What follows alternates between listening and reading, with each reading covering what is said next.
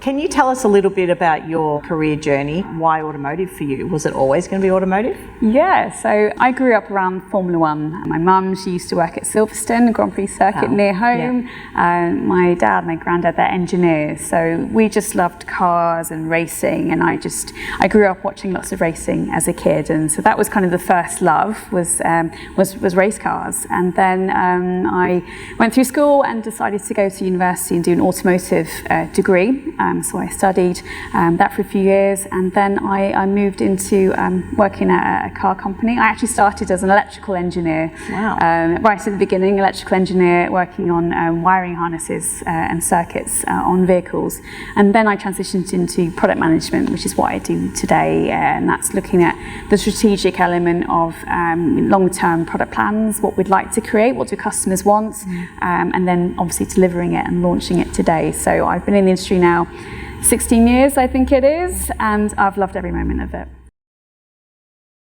It's got a lot better, and I think we have programs at McLaren, for example, apprenticeship schemes, internships and graduate schemes, and we do a lot of work to encourage people to come and apply. And as you say, there are so many ways you can get involved in automotive. You can be in HR and finance, you can be a mechanic, you can engineer the aerodynamics on a vehicle and analyse the data as it comes back. There are so many ways to get involved that there is something for everyone in the car industry.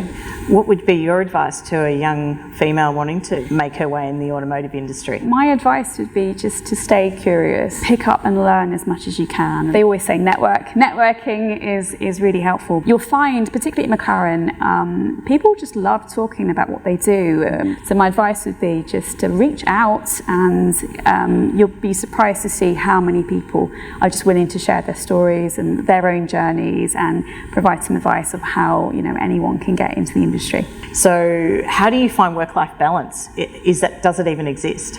It can exist. I think the real challenge with work-life balance is because we're all so passionate about what we do that it's very easy to just be in the office very late at night because you just want to finish what you've started, and you've got an idea when you're working through it. And I think that's the problem, is the cars are so cool, we just want to keep working, which... I've spent 16 years in this industry. I've worked on some really cool cars in my time.